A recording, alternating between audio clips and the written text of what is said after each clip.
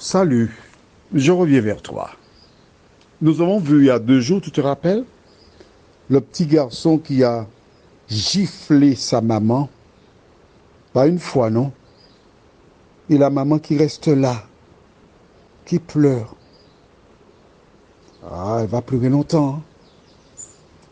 Ensuite, nous avons vu le père qui est arrivé par surprise, qui a tapé violemment son fils. Et le fils a profité pour faire un gala de boxe avec lui. Alors nous allons nous tourner vers les tout petits et parler de douceur aujourd'hui. Alors, nous avons la vidéo, une petite vidéo des petits enfants tout petits, des bébés, qui ont un biberon. Et voici un parent qui est en train de filmer des bébés qui vont essayer de récupérer le biberon et qui ont une attitude qui n'est pas tout à fait convenable. Et ces parents sont contents d'envoyer cette petite vidéo pour montrer les enfants qui se battent et puis le plus fort récupère le biberon. La douceur. Juste avant, prions. Notre Seigneur et notre Dieu, nous sommes interpellés par l'attitude de certaines personnes. Mais en visionnant cette vidéo, c'est l'occasion pour moi de rappeler aux enfants qui convoitent la maternité que ce n'est pas un jeu. Avoir des enfants demande une formation, une préparation.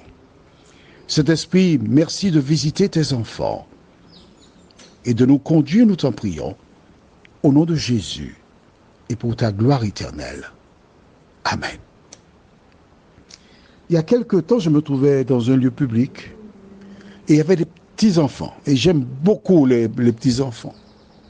Du reste, Jésus déclare, si vous devenez comme un petit enfant, vous ne pouvez pas entrer dans le royaume des cieux. Donc, les petits-enfants sont appelés à être des modèles. Il y avait une petite fille, elle n'avait pas 2 ans. Elle avait un biberon qu'on lui a donné. Elle marchait partout avec son biberon. Comment le biberon était dans sa bouche comme si c'était, on va dire, un saxophone. Elle tenait donc la tétine et puis le biberon pendait devant elle. Elle allait partout. Puis à un moment donné, elle a vu un jouet. Donc elle a enlevé le biberon de sa bouche, elle l'a déposé sur une chaise, elle a pris le jouet. Elle avait consommé quoi? On va dire 10% du biberon. Et donc, pour lui montrer que si tu ne bois pas le biberon, je vais boire, j'ai récupéré le biberon. Et j'avais entendu quelqu'un prononcer son prénom, j'ai prononcé le prénom et je lui ai montré le biberon. Et j'ai fait semblant de boire le biberon, puis on faisait c'est bon, c'est bon. La petite fille est venue vers moi. Elle a happé son biberon. Elle a voltigé le biberon avec un visage diabolique. J'ai sursauté. Alors pourquoi cette édition spéciale, je la fais? C'est parce qu'en voyant ces petits enfants-là, ces bébés du moins, le Saint-Esprit m'a rappelé cet épisode. Et il existe des personnes qui ont des enfants colériques, qui font comme cette petite fille ou comme ces bébés. Comment faire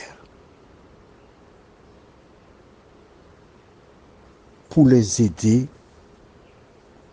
et que le Saint-Esprit transforme leur caractère? Nous allons lire dans le livre de Proverbes, chapitre 20, et tu comprendras pourquoi je te dis qu'il faut lire la Bible. Et tu verras comment la Bible a les réponses, les solutions aux différents problèmes. Proverbes chapitre 20, et je lis le verset 11. L'enfant laisse déjà voir par ses actions si sa conduite sera pure et droite. Tu vois ça? L'enfant laisse déjà voir par ses actions. Depuis petit, l'enfant a une éducation. Il t'indique. Qu'est-ce qu'un enfant? Alors, des personnes me diront que ce sont deux adultes qui se rencontrent et qui l'homme va féconder la femme et c'est parti. Mais c'est faux. Archi faux. Il y a un élément important qui s'appelle l'hérédité. H-E-R, d'accord? Hérédité. L'enfant qui vient au monde arrive avec des éléments de ses aïeux. Je me rappelle dans un quartier du nord de la Martinique, il y a une dame brune, son époux était légèrement, comment on appelle aux Antilles, chabin, et elle a fait une fille qui était blonde avec des yeux bleus. Les voisins et les personnes dirent à l'homme, ah, mon ami, ta femme t'a doublé, c'est pas ta, c'est pas, cette enfant-là, c'est pas à toi. L'homme a persécuté la femme. Dis-moi avec qui tu as été. J'ai été avec personne. 2 ans plus tard, un deuxième enfant blond aux yeux bleus vient au monde. Maman. Alors là, le monsieur, il a été voir. On a fait des recherches, analyse. C'était l'arrière-grand-père de l'homme qui était un blanc aux yeux bleus. D'accord? Donc ça, c'est l'hérédité. Ça ne veut pas dire que si, bon, tu es un Antillais, tu as un enfant qui est né les Chinois, alors ne va pas dire à ton époux ou à ton ami que tu as cocufié que non, non, le monsieur a dit ça, tu as entendu, hein? C'est peut-être un arrière-grand-père qui était chinois. Bon, ça c'est l'hérédité. Ensuite, quand l'enfant vient au monde, il faut savoir qu'à partir de les derniers mois, selon certaines personnes, l'enfant entend la conversation qui est à l'extérieur. Mais moi, je dis qu'à partir du moment où un enfant se trouve dans le sein de sa mère, la mère et le père devaient s'organiser, car toutes les fois qu'ils sont en colère, ça rejaillit sur le bébé. D'accord? La mère et le père doivent vivre dans l'amour, la tendresse, la douceur, être calme. Il y a certaines personnes, lorsqu'elles parlent, on dirait qu'elles font la guerre. Alors je m'amuse, je dis à ces personnes, tu sais, je t'entends très bien. Hein? Peux-tu baisser sur le volume, s'il te plaît? Lorsque tu parles à ton épouse ou à ton époux, que ce soit avec douceur, amour, tendresse, car ce n'est qu'ainsi. Et quand tu as un enfant qui agit comme la petite fille ou encore comme ses bébés,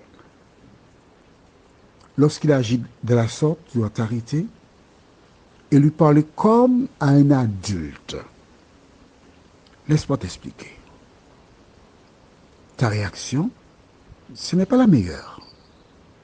Dès petit, il te faut parler à l'enfant pour l'aider. Et quand tu as fini de lui parler, que fais-tu? Tu lui proposes la prière. Nous allons prier. Et si l'enfant se prénomme Thomas, Seigneur, aide Thomas à ne pas se mettre en colère de la sorte. Tu commences petit avec l'enfant. Au fur et à mesure qu'il grandit, il commence à parler, tu pries et tu le fais répéter après toi. Et chaque fois qu'il se comporte bien, tu lui offres quelque chose, une récompense. Parce que tu es là pour former un caractère. Prions. Notre Seigneur et notre Dieu. Souvent, les enfants développent la violence en regardant des scènes sur leur portable, à la télévision et autres. Seigneur, permets que chaque parent prenne conscience qu'il a le devoir de protéger les avenues de l'âme de l'enfant, c'est-à-dire ce qu'il entend, ce qu'il voit. Fais du bien. Car l'ennemi joue dans le cerveau des petits-enfants. Entends-nous, nous t'en prions, au nom de Jésus pour ta gloire éternelle.